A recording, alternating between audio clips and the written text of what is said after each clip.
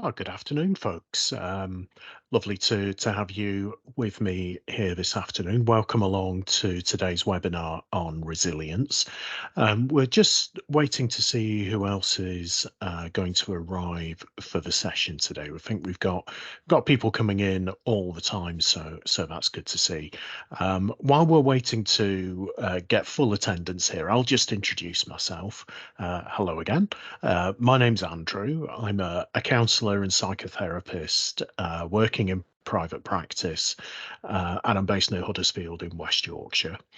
I've been working in this field in mental health for about the past 9 years now, having had a somewhat checkered career in the past, doing a proper job, as I like to call it. So what got me into working in this field in the first place was my own struggle with anxiety and depression. And it was the support I got there and during my illness that made me really want to give something back and to work in this field in the future. Now, Health Assured get me to do a whole variety of different workshops and webinars and goodness knows all what on a very wide variety of different topics. But a little confession to make: this webinar today on resilience is about my favourite one to do, because I think this touches on a lot of different things that it's important for us to have an awareness of around our own mental health and well-being. And there's some really good practical stuff in here about how you can support yourself then, because your resilience is something you can work on, and it's something for you.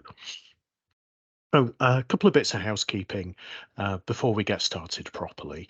As you may have spotted, today's session is being recorded. So, that's kind of helpful. You can take notes as we go along, I suppose, and you don't have to be too switched on with trying to capture everything. You can always go back and view this again at your leisure. Um, I hope to be able to leave some time at the end of the workshop to take any questions you might have. So please do hold any questions for the end. And in the meantime, please avoid using the chat function in Teams. I find it quite distracting to have to try and negotiate my way around chat, as well as trying to talk to you and sound reasonably intelligent. So please try and avoid using the chat, but save any questions you've got for the end. I hope we'll be able to deal with some of those at the end. Okay, so what is it we're going to be covering off in the next hour or so? Well, what I'd like to be able to do by the end of the session is to have given you an understanding of what resilience actually is. So, what does it mean when we talk about being resilient? What is this quality that we're talking about here? We'll do some work on the sorts of things that might harm your resilience. So, things to look out for, things to be aware of in life that can just chip away at how you're doing. We'll do some work looking at the symptoms of stress, because it's important that you're able to recognize what's going on for you, and you can start to spot symptoms of distress in yourself, because that gives you a fighting chance there of being able to do something about it. We'll also have a look at then how you can become more resilient, because it's useful to think about resilience as something you can nurture and grow. It's not just a trait, like the shape of your nose or the color of your eyes. It's something that you can develop and work on. So we'll look at how you can develop your resilience.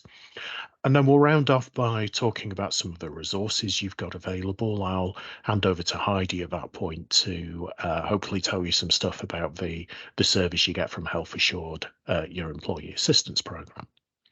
Okay, so let's begin first off with a definition. What is resilience?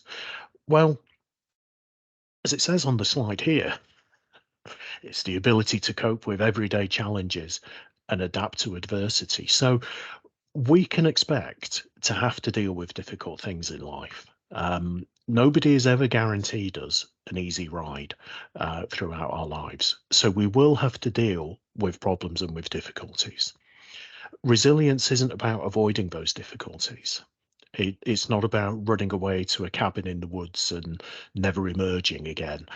It's about how you adapt to the bad things that might come your way, the stresses and strains that you are going to experience, how you adapt to those, and how you bounce back from difficulties. So there's a recognition there that life isn't easy.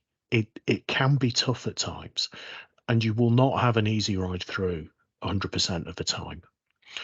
And when things are tough, it's okay not to be okay. This isn't a massive failing of yours to feel bad when you're starting to struggle with life, when things might not be going your way. Um, but what you do, it's how you bounce back. Bend but don't break. That's maybe another way of thinking about it. So when we're thinking about resilience, it's good to consider it as a process rather than a trait. It's not like the shape of your nose or the color of your eyes. It's not something that you're born with and that's about you can do nothing about. It's something you can develop, you can grow. It's something that can be eroded away, but you can also build it back up again once it's been eroded. So it's something of a process. Within that, it's really good to think about these four questions here. So have a look at the questions on the slide now. Thinking about that first one, is this how I normally am? That implies to me that you need to have some knowledge of where your baseline is. What's normal for you? We all have different psychologies. We all react in different ways to things. But what's normal for you? Are you starting to notice some deviation, either up or down, from that norm for yourself? Is this how I normally am? How about the second one? How extraordinary are my circumstances? Am I the only person in the whole 500,000 year history of our species that this thing has ever happened to? Or are there other people going through similar things? Um, Thinking about the cost of living crisis at the moment, some of us might be worried about the increase in mortgage rates. Um, but I'm not the only person that's going to be worried about that. Other people are worried too and are struggling. And that can be sometimes a little bit of a comfort because it then suggests that, well, maybe there's plans and schemes and advice that I can get. If I was the only person in the universe that was worried about this, that this was happening to, that's a lot of questions, doesn't it? The next thing to think about is, what can I actually deal with? Is this something that I can cope with? Or is this thing that's coming my way just going to be so big and so difficult that I haven't got a chance in a million of being able to manage this? What can I actually deal with? What have I got the capacity to work with? Or is it just you're living in fantasy land if you think I can manage this? And then finally, what is the level of felt responsibility I'm experiencing? Um, Does it feel like everything in my trust is on my shoulders? And the same with my family and my friends and my community, and everything is just bearing down horribly on me. Because if you're starting to feel that, the chances are you're wrong. Now, thinking about your resilience, that's the key to maintaining your mental health in a decent state, and not letting things like depression, anxiety, stress, what have you, get the better of you and overcome you. Mental health isn't about being happy and smiley all the time. It's not about looking out that window and seeing unicorns and rainbows cavorting about. It's okay not to be okay, as I said, and we can expect some difficulties. And you're not letting the side down if you do struggle from time to time. Now, the sorts of things that chip away at our resilience, our capacity to cope with things, fall into these categories here. It's stress and it's anxiety. Um, Stress and anxiety, I see them as being two sides of the same coin, really. Um, Both of them are, in and of themselves, not necessarily bad things. if you think about it, we all need some stress in order to perform at our best ability. And I'll talk some more about that in a little while. And for anxiety, that's kind of out there scanning the horizon. It's like a radar looking for problems. And then it will spot something and go, oh, over there, Andrew, you better take care of this. And that's a good thing. But the problem is, if you're feeling too much stress, or if your anxiety is being triggered to a degree that everything feels like a threat, and you have a pre-exam, pre-job interview feeling about just getting out of bed in the morning for a regular Tuesday, that's when things are getting too much. So those two definitions of stress and anxiety, I think, are worth remembering, where stress is your strain or tension resulting from adverse or demanding circumstances, and anxiety is this feeling of unease, worry, or fear. So let's have a little look now at some of the different symptoms that we can experience when it comes to stress and anxiety. And here, before I dive too far into these, I'd just like to give you a couple of reminders. First of all, that we all experience our mental health differently, and that the things I'm going to describe here may not be relevant for you. You may not experience stress and anxiety in these ways precisely, but there will be something here that you can pick up on. And the second point is that I am going to give quite a broad brush picture of some of these signs and symptoms. Um, and what I'd encourage you to do is to focus on what you understand as stress and anxiety for yourself. What does it feel like for you? So maybe even cast your mind back to a time when you've been feeling stressed or anxious. Um, and as I talk through the symptoms, kind of think, what occurs to me then? What do I make of this? So the symptoms we can experience fall into one of these four categories, where our behaviors get changed, where our emotions are affected, physically the impacts it can have, and the cognitive changes that we experience. So let's dive in and have a little look at these. And again, please do try and think about your own experience here. So let's have a look at these behaviors. So when we feel stressed or anxious, our behavior can change, partly because we've got so much in our head that we can do things like overreact to unexpected problems, partly because we can feel that we're letting the side down and we're being foolish about stress levels, or it just feels so big that we can't interact with anyone else, so we can isolate ourselves. But then also activities that can help to soothe us, that can trigger off the reward complex in the brain, the dopamine and the endorphin complexes, that can give us a soothing feeling. So that means that things like alcohol, cigarettes, prescription and non-prescription drugs, and activities like exercise, shopping, sex, those sorts of things can really be over exaggerated then, because we're looking for things that reward us, that help quell some of those bad feelings.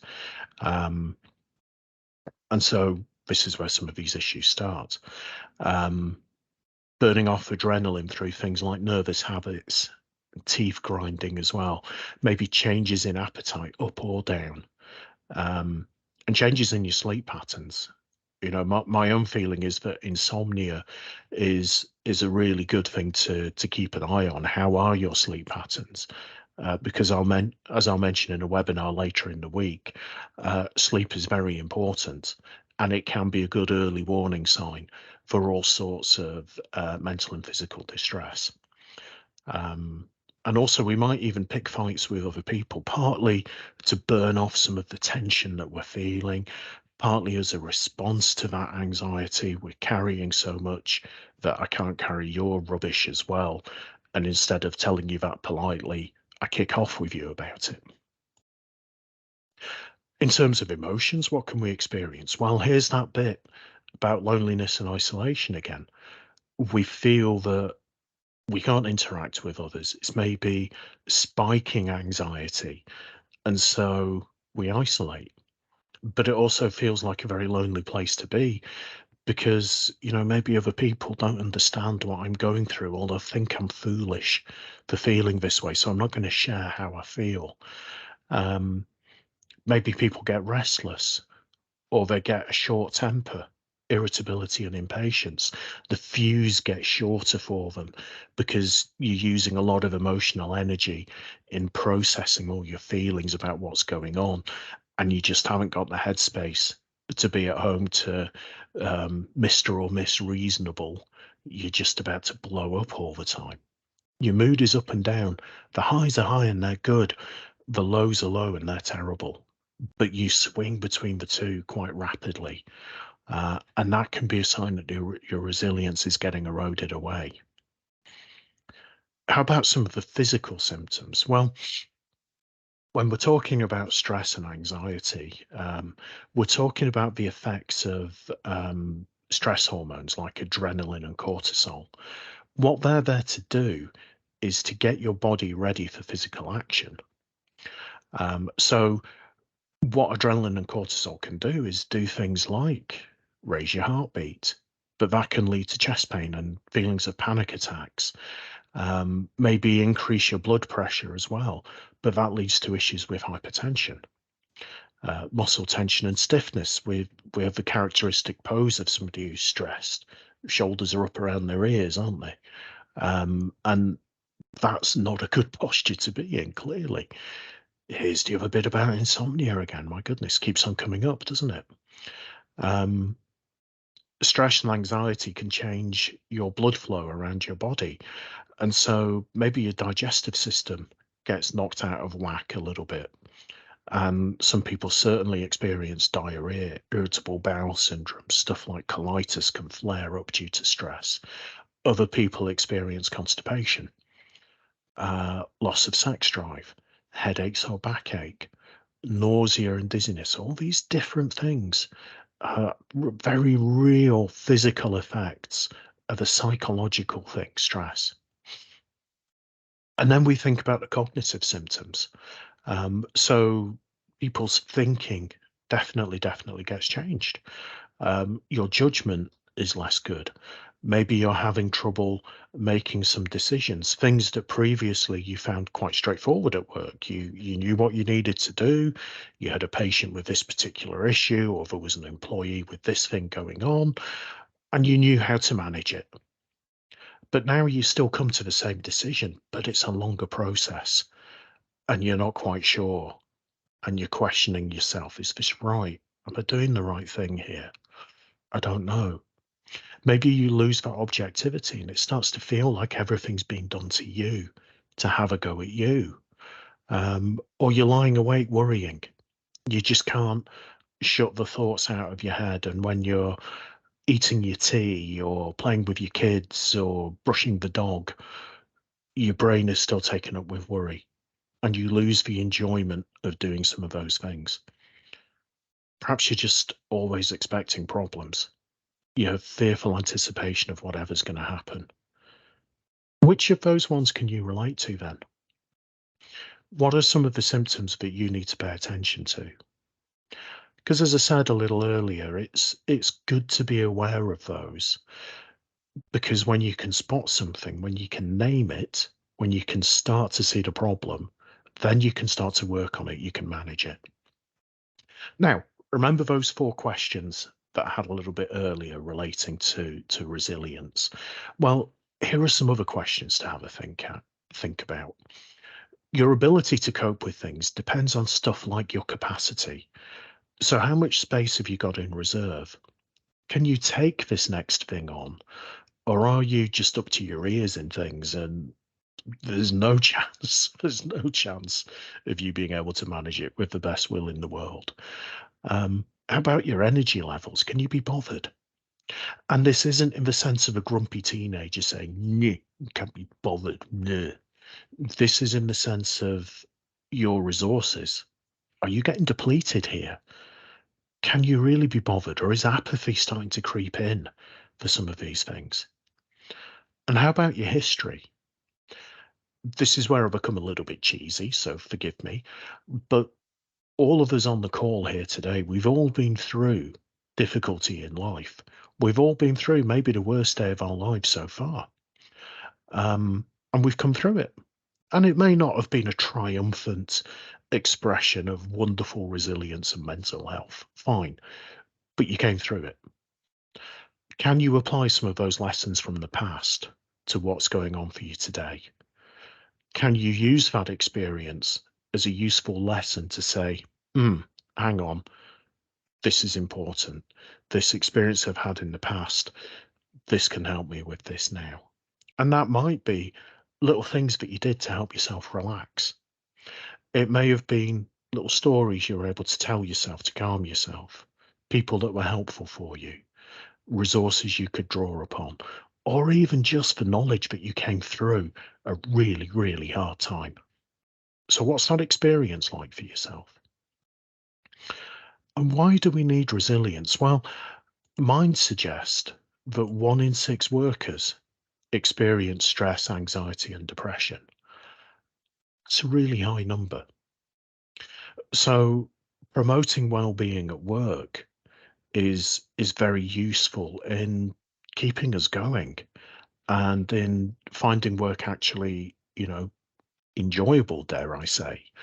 Um, so looking at how we can manage our work life can help us outside of work too, because we're one person.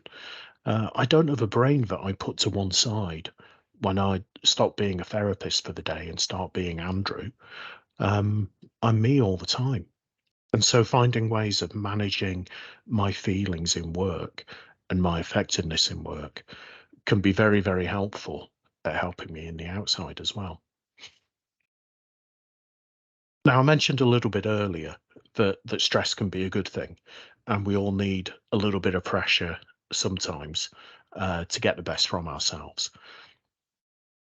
That relationship is expressed here in this curve that I'm going to spend a little bit of time talking through for you. So have a look at this graph and have a look at this horizontal axis, this x-axis here, and notice that there's no unit of measure on here. There's no dimension here. So that implies to me that everybody's response can be different. We will respond to different levels of stress, even in the same workplace, even doing the same job. Imagine the situation. You and I are working on the same team, but I'm new to role and I've got a lot of stuff going on at home. Things ain't good for me personally at the moment. And I'm just starting this new job. So the level of pressure that we're both experiencing for you, you could be really relaxed about things. You've been doing this job for years. You can do it stood on your head, and things are really stable for you at home. So the pressure that we're both under, you're feeling really comfortable with it. But I could be at crisis point from the same workload, the same pressure, but because we're different people, we respond in different ways. But we can have a look at the different sections on this curve now. So when there's no pressure, when there's nothing much going on at work, we're bored. And that boredom leads to very low performance. Now, boredom could be due to the very unusual thing in the NHS of no workload. I can't imagine that that's an issue for you folk at the moment. Um, it can also be related to there being plenty of work, but it's really dull and there's no challenge. You can do it sat on your head. It's just easy, easy, easy. And that leads to disengagement and you're unproductive because there's nothing stimulating to be productive on. There's no pressure on you. But gradually and hopefully, pressure increases. And you get to a place where work is familiar and enjoyable. There's plenty to do. It's just enough for you to be getting on with. And you can also enjoy the other aspects of work, the more social aspects of work, because work isn't just there to earn us money to let us do nice things. There's also a very useful social function. We're social animals, and we like to have a sense of purpose and be around other people. So when we're comfortable in work, we're able to express that side of ourselves too. We're productive, we're efficient. Maybe you're able to help me out if I've got a bit too much work on, but you can also enjoy some chit chat around the water cooler, as they say. You can enjoy being with your colleagues. We then move into a place called stretch. This is where the pressure's increased a little bit more, and we're starting to feel that, oh, maybe that chit chat needs to be cut out a little bit now. Maybe I just need to focus on what I'm doing. But you're learning. You're learning ways of prioritizing and delegating. You're suitably engaged. It's stretching, no two ways about it. But you're okay. You can manage it. Provided you're able to dip down into comfort periodically, you can come back up into stretch from time to time and feel that you're in a decent place, this optimum. Of course, things don't stop there, do they? You move from stretch into strain. And this is where things are getting a bit more difficult. You're starting to notice that the pressure is getting excessive. Maybe you're having some sleepless nights. Maybe you're noticing your eating habits changing or whatever it might be. Where this kicks in, as with all these other stages on the curve, changes from person to person. And it's a variable dependent on many different factors, really. Um, but, a lot of it is about what resources do I personally have? And then from strain, we move into crisis. And this is where, eh, frankly, it's too late to do anything about it. Stuff's gone on too long. There's far too much pressure. Your performance has been badly impacted. You may be even having to take time off work now because you've had a crisis. There's no capacity for further pressure. In fact, you can't cope with the pressure that you're already under. Performance is going to be in the floor and drops off really quickly. Notice how quickly performance drops once you get past stretch. It's off a cliff edge, isn't it? And avoidance might even be part of it for you. So where you want to be is in this position called optimum. And this isn't where your performance is at 100% because we can't sustain 100% for long. Look how quickly it drops off. This is where you've got a bit of slack in the system, where you're able to deal with unexpected pressures, where you feel a suitable level of challenge and engagement. Actually, work is quite good fun. You may want to spend some time in stretch, but you're able to come back into comfort and spend some time recovering in comfort before you go back up into stretch. Now, I'm not going to ask you for a show of hands here, but where are you at the moment? Where do you judge your levels? Hopefully, you're not in boredom, and hopefully, you're not in crisis. Whereabouts are you, though, right now? Can you cope with things? And also, if you're in a leadership position, where's your team at the moment? Where are your colleagues? Where's everybody sitting right now? What are your personal levels like? And how are things for the team? Okay, so we've had a look at a few definitions there. We've had a look at the things that can harm your resilience and the link between pressure and performance. Where we're going to go now in the second half of the webinar is look at things that you can do to help improve your resilience. Because as resilience isn't a trait like the shape of your nose or the color of your eyes, it's something we can learn. But because of the nature of stress and the nature of human psychology, the good habits that we get into can get pushed out to the margins a little bit when we start to get stressed, when we start to get busy. So it's important to develop good habits now, to fix the roof while the sun's shining, and to think about the little changes you can put in place at the moment, because it doesn't have to be radical 180-degree shifts. It can be just, little bits that help you. And if you can embed those as good habits, then that means that you might be able to avoid problems in the future. So, what does a resilient person do? Well, it is that old trope of looking for opportunities in problems. What is it I can take from this? What is it I can learn?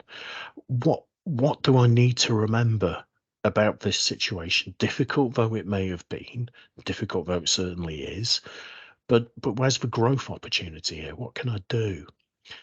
Now that is about having a positive attitude. It's not about being a ludicrous optimist, but what it is about is this thing called hope. Um, but you have a positive attitude as well because you're looking to see some of the positives in the situation that you might find yourself in. You're looking for some of the opportunities in the difficulties that you're facing. And very importantly, that leads you to fight the victim mentality. You don't want to be a victim because if you're a victim, you have no power. If you're a victim, stuff's done to you. And so the position to be in is to find your power in every situation that you find yourself in. Um, this is important to do.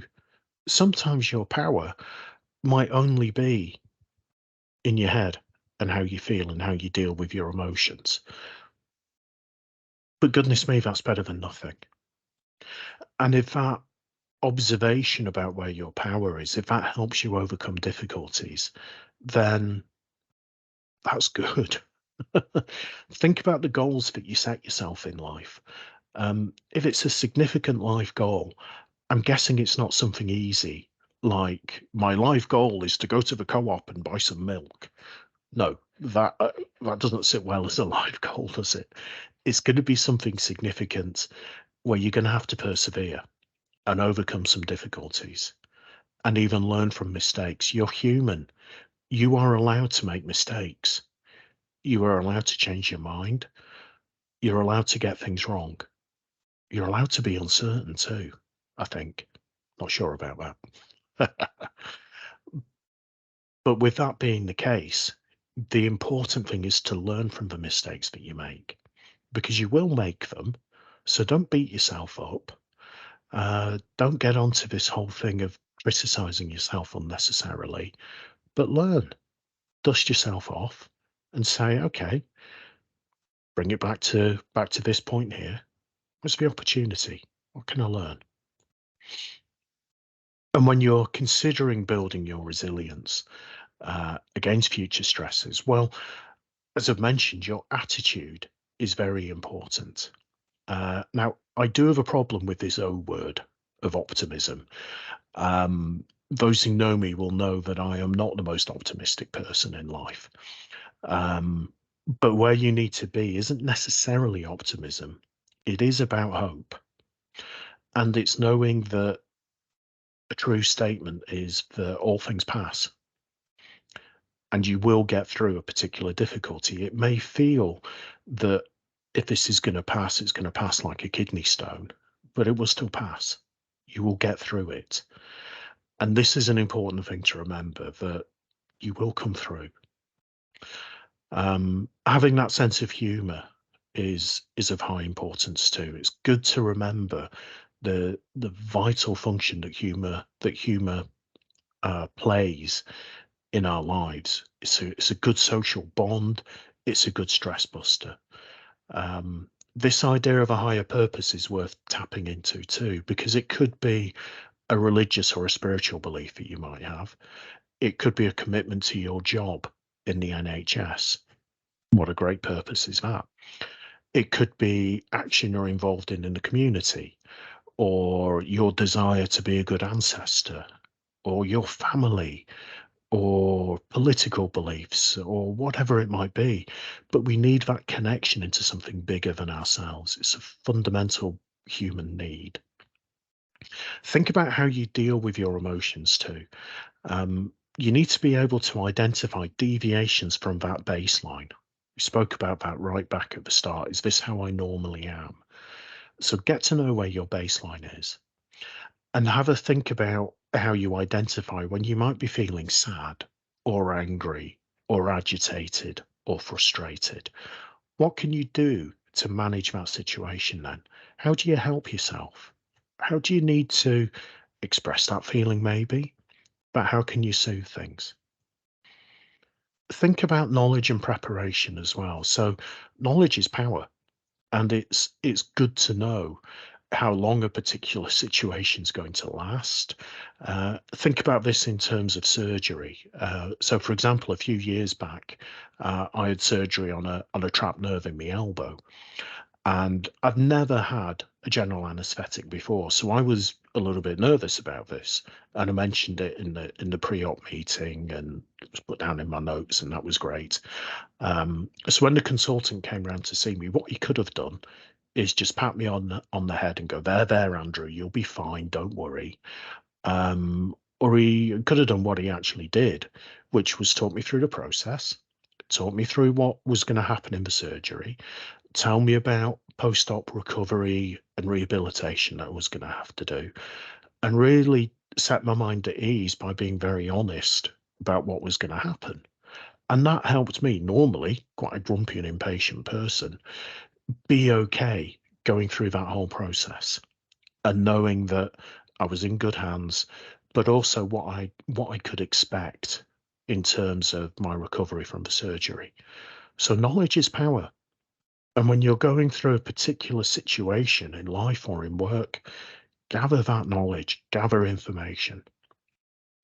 And importantly, remember this, that one size doesn't fit all. And that's good. Have a variety of different things that you can do so that you can play around with different options and different things that help you. Um, Identify that something's up, identify that you'd like to do something about it, and then do it. And what works for you today may be different to what. Great. You're a learning and growing human being. That's okay. What is important to learn as well is where your boundaries are. And that involves being able to say no. So know your limits, know your boundaries. What is it that I'm okay doing or taking on or having so many things going on at the same time? And where is this going too far for me? And when you know where your boundaries are, you have to enforce them. Otherwise, they don't exist. And the people it's important to say no to starts with you. You have to be able to say no to yourself to avoid taking things on that you really don't have the capacity to do. To get yourself away from sketchy situations, maybe, but to enforce those boundaries, the first person that you need to enforce them with is yourself. And then when you're able to say no to yourself, you can start saying no to other things and to people as well, which is a helpful thing to do. Because if you're able to say no, then that allows you to say yes to things that you really want to do, but also helps you to prioritize then, because you've got a bit of space to play around with your priorities and start to do things a wee bit differently. That will help you identify the true nature of your capacity and to be able to do stuff that you want to.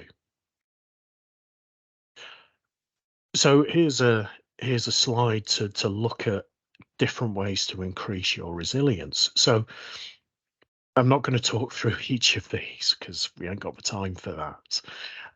But what I'd like to do is just pull out a couple of headlines for you. One of them I've already mentioned here, this idea about toughness and flexibility. This is having a few different tricks up your sleeve, a few different things that you can do that help you and help your mental health. So what do I mean by that? Well, let me give you a hypothetical situation, one that's quite real. Um, Imagine, suspend your disbelief for a moment, and imagine that I'm really into physical exercise, and what I love doing is going out for a run. And that's great. I go for a run, and that really helps my mental health, gives me that burst of endorphins. I'm setting a personal best. I'm feeling good about myself. Then imagine I have an ankle injury and I can't get out running and I'm stuck at home and I'm not getting that endorphin burst and that good feeling of saying new personal bests and what have you. And I don't have anything else I like doing. My mental health is going to take a nosedive, isn't it? So have a few different strings to your bow, a few different things in your toolbox, so that if you can't do the running, say, then at least you've got, I don't know, some sketching you can do, or journaling, or hanging out with your grandkids, or whatever it might be. But have a few different things, not loads. Don't spread yourself too thin, but two or three different things that you enjoy doing. Maybe even something purposeless. Maybe something that you're even not very good at, so that it doesn't matter if you do it well or not. I love playing bass guitar. I'm absolutely rubbish on the bass. I'm not looking to start performing, but it's a nice thing that's something a wee bit different that I can do that isn't connected with counseling or mental health training or anything like that. I can just pick up my bass and play a few chords, and that's good. Have a think about this one. Through grit. There's a really old-fashioned term. Let me chuck in another couple of old-fashioned ones. Perseverance, gumption. As I mentioned earlier, if you've got meaningful life goals, chances are they're not straightforward and not easy. So you are going to have to find ways to persevere when stuff gets difficult. How do you keep yourself going? Where do you find that motivation?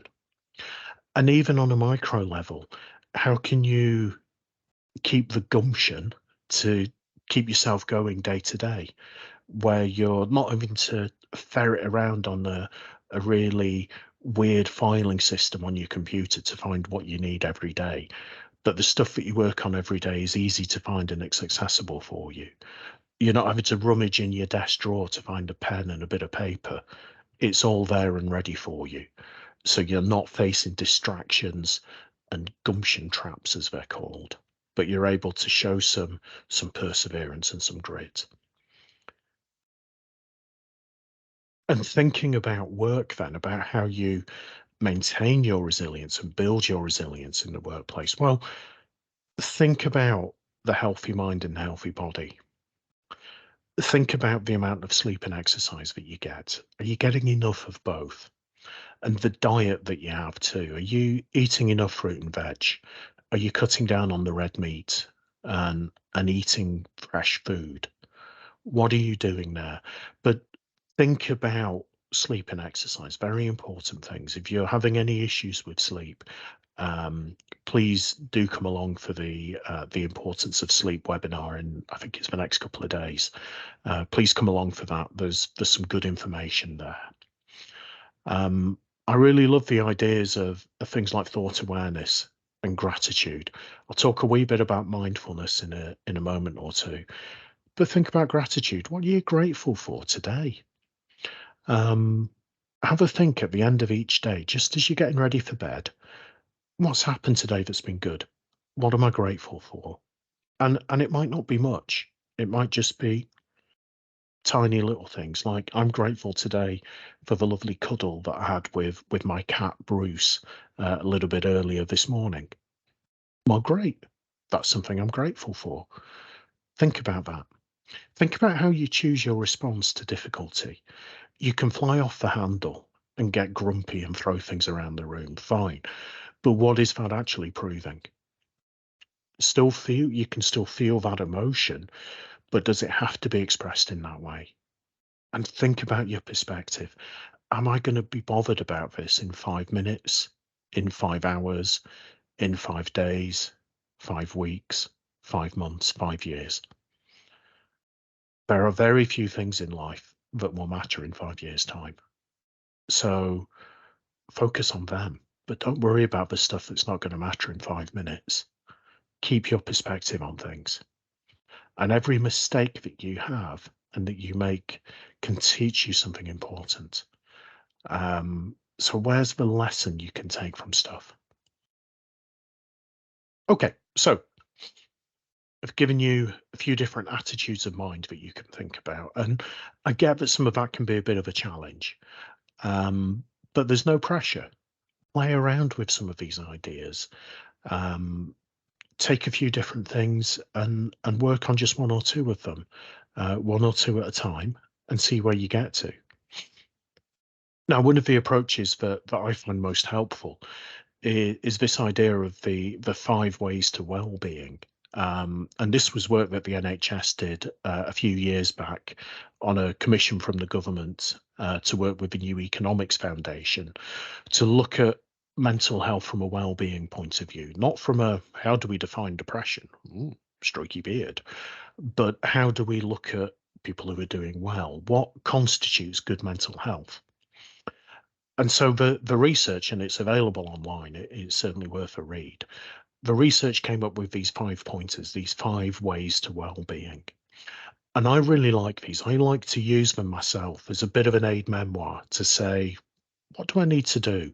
If I'm feeling a bit ropey, which of these have I missed lately? And how can I up some activity there? So the first one, connection, that acknowledges the fundamental human need for connection with other human beings. As I've said earlier, we're social animals. We need that connection. So how do we enjoy that time with other people, friends, family members, colleagues, even? Oh my goodness. Um, the next one is about physical activity. So this can be going lifting heavy things down the gym, fine, or going out to run marathons. But it could also be pottering about in the garden or putting on some Boney M when you're doing the chores later on today and bopping around the house with the Hoover to Rasputin. Why not? Enjoy it. Nobody's watching you. Let your hair down, be a bit silly, but get active. How about learning? The old cliche is that every day's a school day. And it's true. You can learn something every day. Now, that learning could be about getting involved in a new project at work, or it could be learning a new bit of software, or your interaction with a new colleague. Very worthy, very work-related stuff. Why not? It could be your interest in the schism in the papacy in the 14th century, or your interest in the history of Pokemon. Well, why not? Learn. Read up on things, explore that interest, learn a new hobby, do something different, expand your mind, take notice of what's going on around you. Mindful awareness is a really important thing and can be very helpful in managing stress and anxiety and boosting your resilience. So take yourself out of the anxious thoughts in your head and take notice of your surroundings. What's going on around you right now? And then the final point is about giving. So what can I do to give? Maybe give my time to other people, maybe do some volunteering in the community, maybe just sitting down and listening to a friend who's going through a hard time. Building that solidarity with others can be massive. And the point I want to pick up here now is about self-care. So self-care is doing stuff that you love, stuff that you enjoy. What's going to inspire you, nourish you, and strengthen you each day? What do you need to do? Now, it could be something big and expensive like a fancy holiday or a beautiful spa day somewhere. Or it could be running yourself a nice bath and relaxing in the bath, meeting up with some friends, listening to some Swedish deathcore music. Why not? What is giving you that relaxation today? Where's that inspiration, that nourishment, and that strength coming from? We all play so many different roles in life that we can forget about ourselves. Not Andrew the counselor, not Andrew the husband, not Andrew the son, not Andrew the friend, but Andrew who is Andrew, and look after his needs.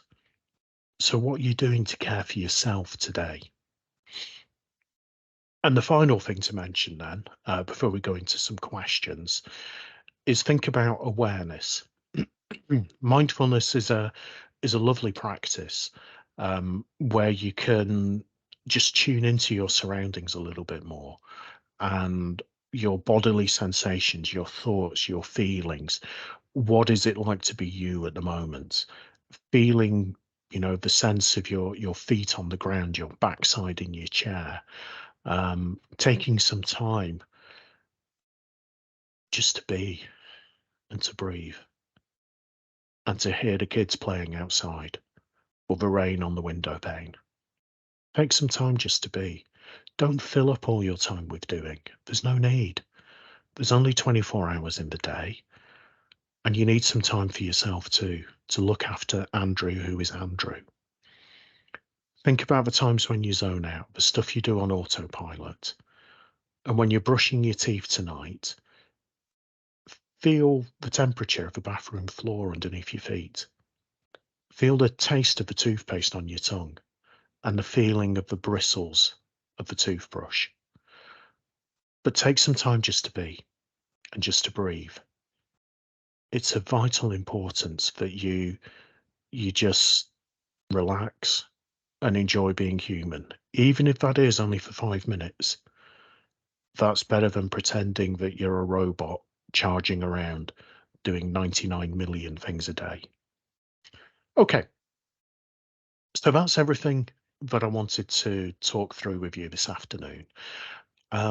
What questions are there?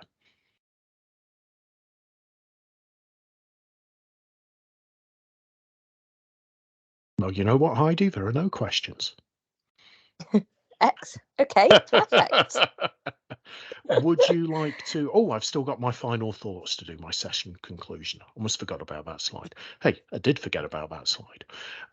But just remember, if you're experiencing any symptoms of anxiety or depression, or if you feel unable to cope, please contact a healthcare professional, be that your GP, somebody at work, even you're working for the NHS, or you can contact the employee assistance program too. So Heidi, what is this employee assistance program of which I speak? So yes, this is where I come in. Um, I'm just going to give you all sort of quite a brief overview of what the service is, what we can support with. But the first thing that I'm going to start with is the My Healthy Advantage app. I'm not sure if anybody has actually downloaded this yet. If you haven't, please do so.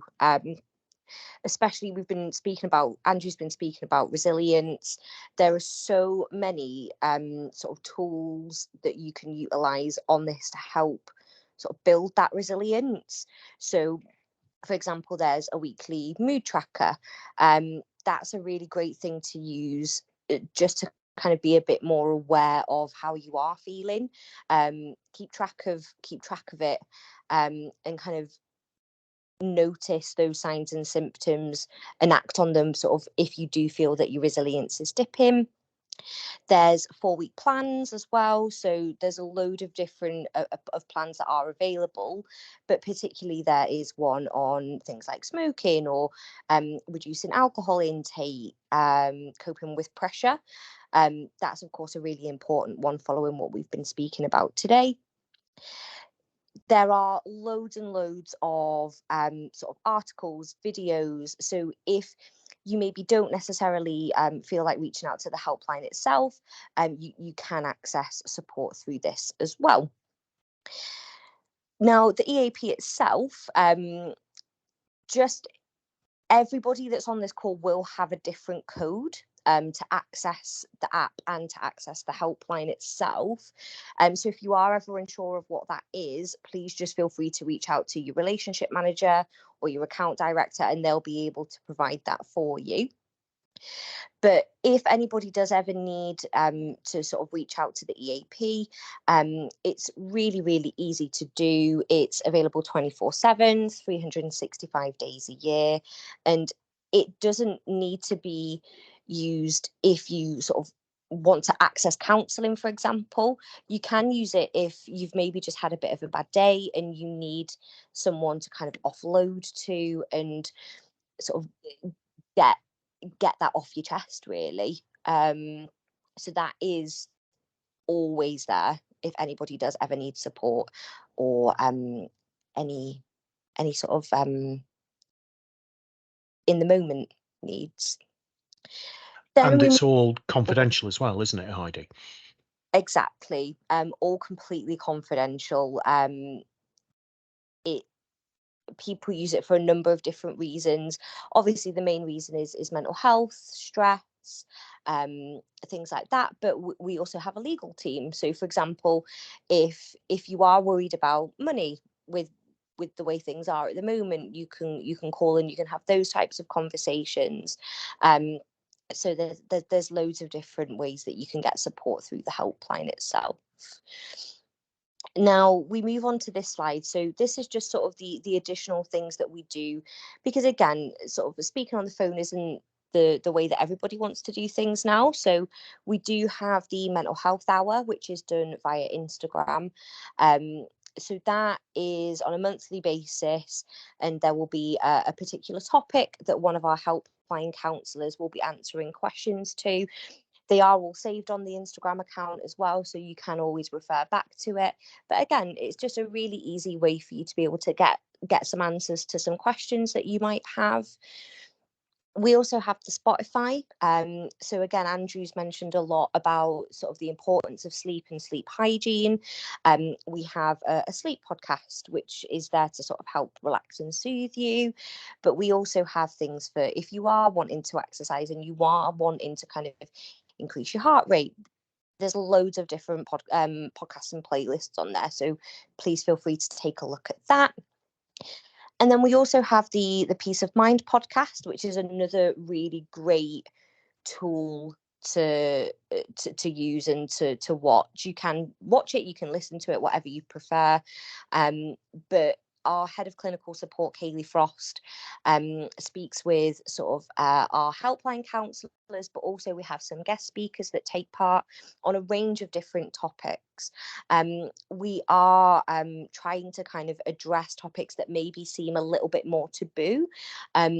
Just to really get the awareness out there and make sure everybody knows that it is okay to speak about these things, and really try and break those stigmas that are attached to certain topics. Brilliant. Thank you very much for that, Heidi. And it's important, I think, to recognise that, uh, in the words of the old Channel 4 program, Embarrassing Illnesses, there's no shame. We're all the same. And the chances are, if I've had something on my mind and I've been worrying about it, or if there's a particular dark alley that my thinking's gone down, oh my goodness, the chances are other people have gone down that dark alley too. And there's no reason to feel ashamed of feeling depressed or anxious or stressed or anything of that nature. But just reach out for some help if you need it. Get some support.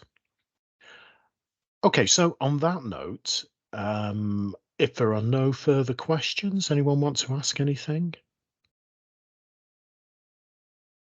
Okay, well, I'll thank you all for your attention today and for attending the webinar this afternoon. Please do feel free to sign up for the workshops later in the week on things like suicide and aggression and men's mental health and women's mental health. It'll be lovely to see you again on some of those. But I'll close things down now and say thank you very much for coming along. It was lovely having your company here in my spare room. Take care, folks. Cheerio.